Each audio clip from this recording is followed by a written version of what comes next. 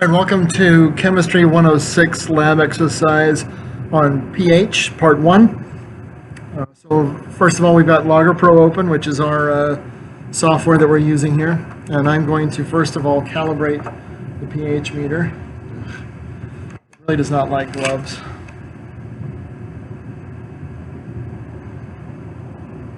I'm not sure why. So I'm going to experiment and then calibrate. And for some reason you got to pick pH meter, hit calibrate now.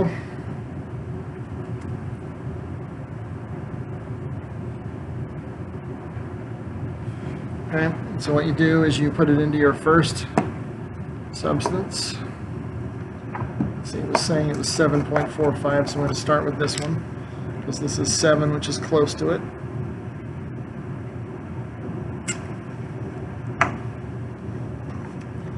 Rinse it, put it in,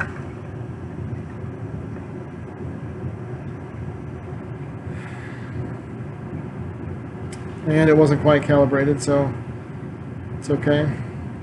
Now right here on the screen is where, assuming you could see it, that shows the voltage, and it's holding steady at 1.6 volts, so I'm going to go ahead and keep that.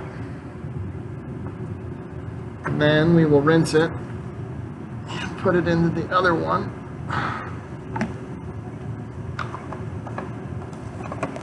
And I'm going to do this between each of the exercises just to make sure our numbers are accurate, but I'm not going to show you that in each part. I'll pause between them and do that so you don't have to watch me calibrate every time.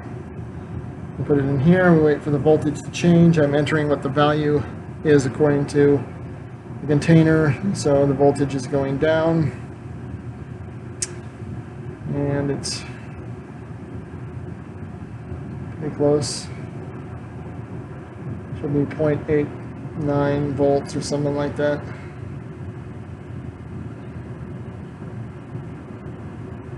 Okay, it's at 0.89, so I'm going to keep that, and now we are ready to take measurements. The reason I'm going to focus on the pH meter is, even though I'm going to show you the exercises, is because I'm colorblind. And the pH meter, I don't have to be able to see color in order to read the results, but you do have to be able to see color in order to read the results for the other experiments that we're running. So safety first, put my gloves back on before we work with our solutions. So what we have here is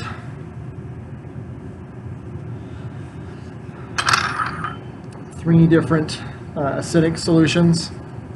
This is 0.01 molar hydrochloric acid, this is 0.001 molar hydrochloric acid, and 0.0001 molar hydrochloric acid. These are all listed in your lab manual instructions.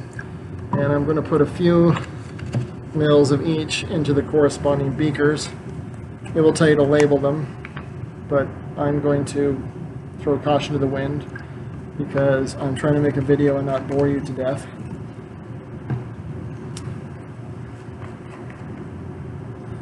So we'll start with our acids.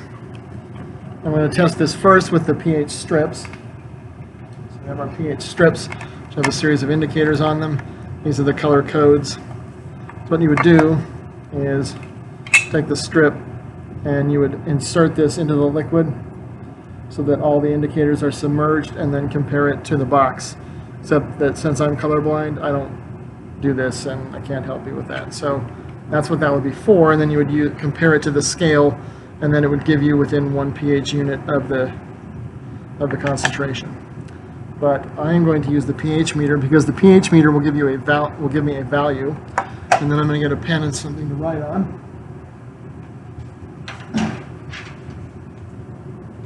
So that I can keep track of all of these and provide it for your benefit.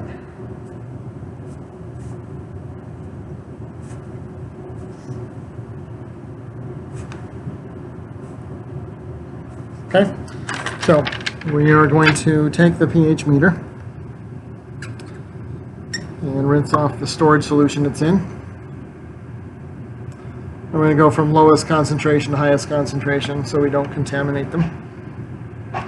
So I'm going to put this in the lowest concentration one. And you should see the pH value changing.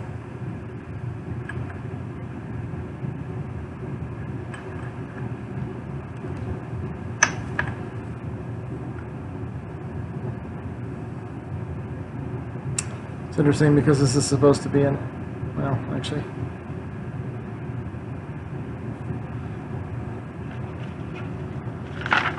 it is an acid, so it should have an acidic pH. So right now we're still on this end of neutral.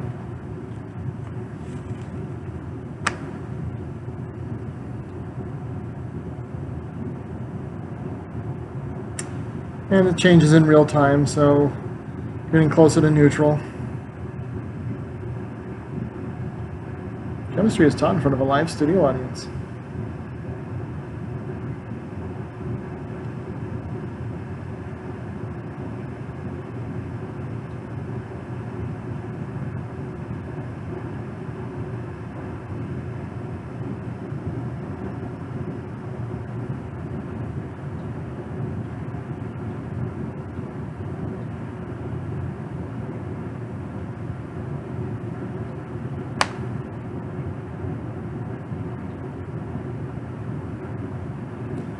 This one should be around pH 4.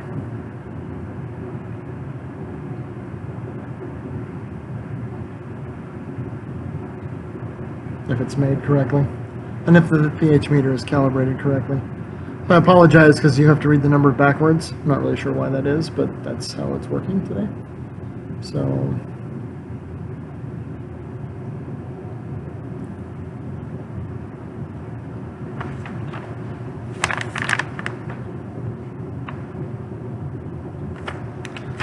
I'm going to pause this while it gets there. All right, and it seems to have stabilized at 3.48 pH. Okay, so we're ready to move it to the next one.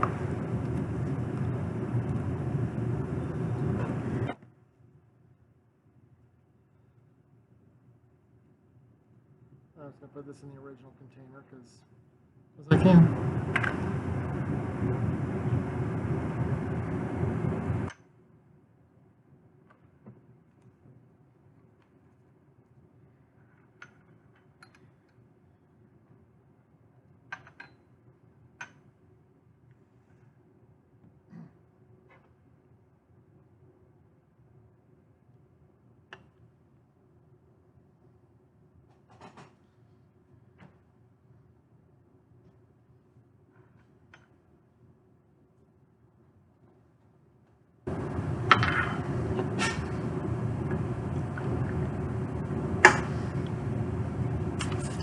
Okay, that one seems to be 2.73. Rinse it.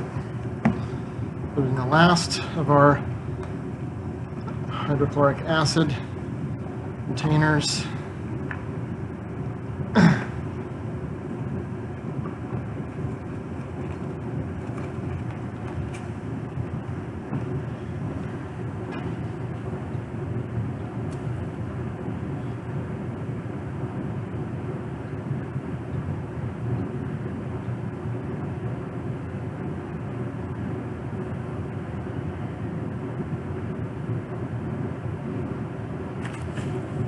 It's going to be 2.08. It's going back and forth between 08 and 09. Okay, then we're going to do the same thing with 3 different concentrations of bases using the same technique. I'm going to start with that's the highest base. I'm going to start with the lowest base.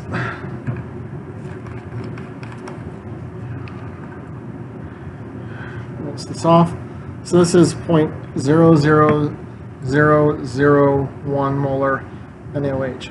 It's pretty full.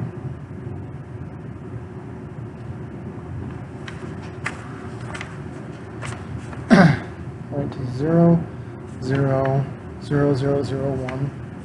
It's 5 zeros.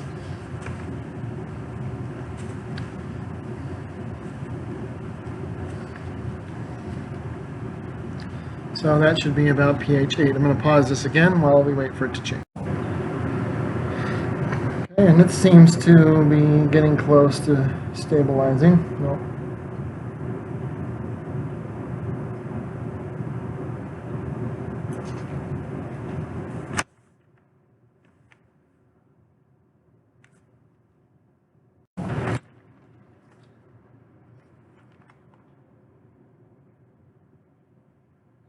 Okay, that one's stabilized at 5.43. We'll rinse that and do the next one, which is 0.001 molar sodium hydroxide. Oh, that's full too. Right.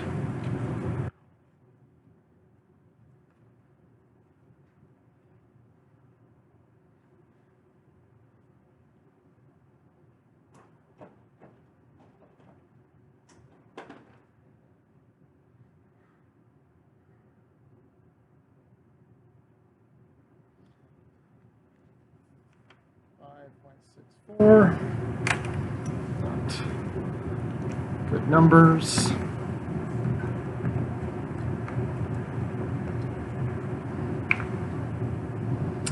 And then our last one here, which is 0.01 molar sodium hydroxide. So full. Oh, looks better.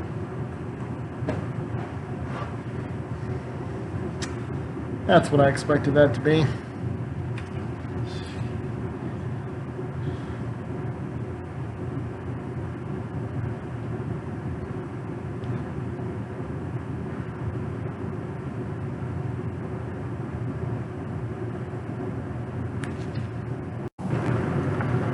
Okay, and this one looks like it's going to stabilize at 12.52. Rinse that off. And that concludes part 1 of this exercise. We'll set up for part 2, and then we'll resume from there.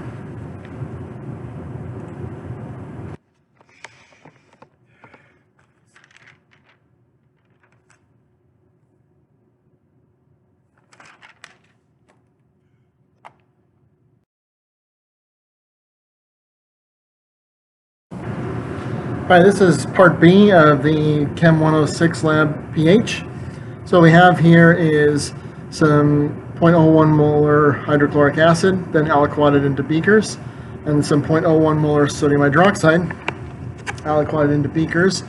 And what we're going to do is going to measure the pH using indicators. So into this first beaker here, I'm going to put a few drops of the indicator known as bromothymol blue. So this is the color it turns in acid, and this is the color it turns in base. Okay, so it's not much. Put a few more drops in there so that you can see it. So this is bromothymol blue in acid. This is bromothymol blue in base. Okay. The next indicator we have is called phenolphthalein. So I'm going to add a few drops to the acid and a few drops to the base. And then we'll shake them up. So this is phenolphthalein in acid. This is phenolphthalein in a base. And the last indicator we have is methyl orange.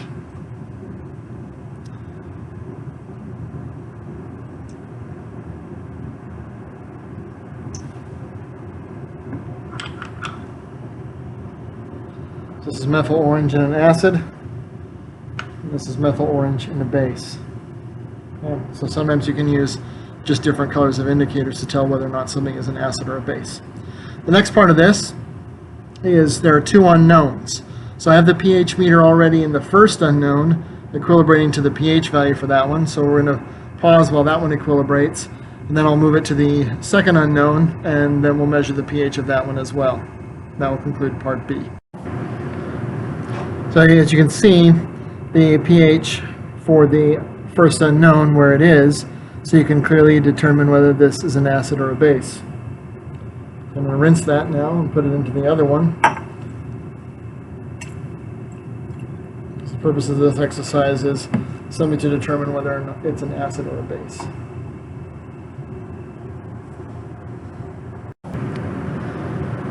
And the pH of unknown number 2 has stopped at 5.86. So that should tell you whether that's an acid or a base. That concludes part 2 of acids and bases.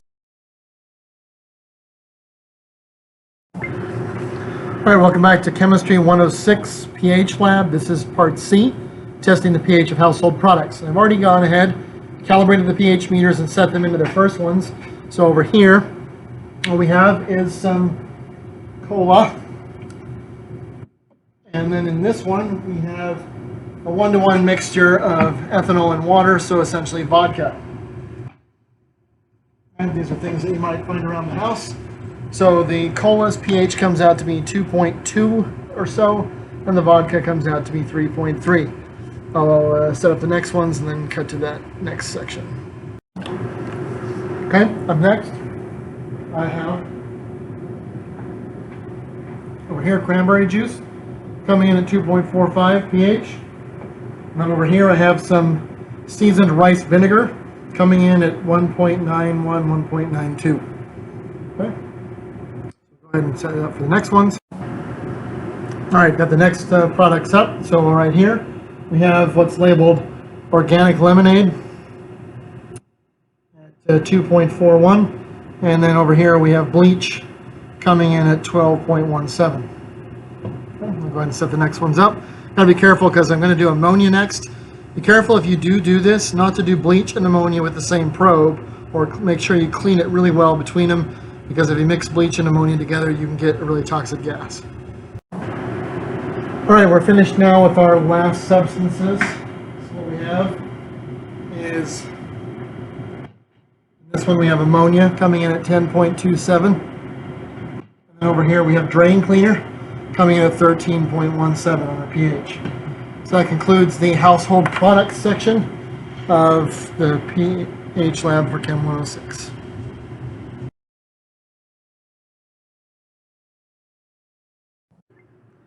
And welcome back to Chemistry 106 Lab pH Part D.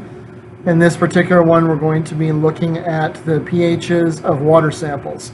So in this pH meter over here, and I apologize that the screens are backwards, I'm really not sure why that is. What we're going to do is going to test the what would be the equivalent of acid rain, which is sulfur dioxide in water, and then this is a tap water sample from the faucet in the lab. So I've already calibrated these before I started the recording, make sure that we are getting accurate enough readings. So we're going to go ahead and rinse these and then put them in and let them equilibrate. And then we'll do the other two water samples. So I'm going to get these two started. And the 2 pH meters is just to speed things up because there's a lot of stuff to test today. So go ahead and set these in and then let them equilibrate for a while, and then when they have reached their zenith, I will resume the narration. Alright, so you can look over here, and the acid rain is basically just above 0 pH. Okay? Then over here we have the tap water, which is right around 7.4, 7.43. Okay, so we're going to move these then to our next samples. Move this one into purified water, and move this one, oops, I'm going to take the lid off first. This is going to be club soda, or carbonated water, carbonic acid. Then we'll let those sit a while.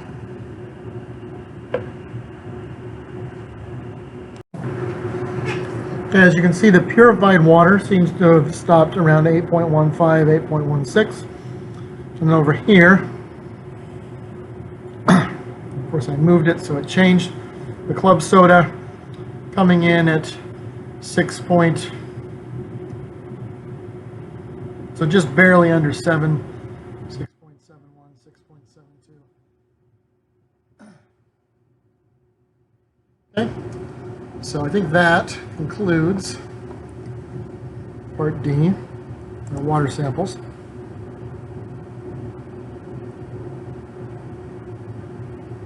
Okay. And that concludes the data collection for this particular lab exercise for pH.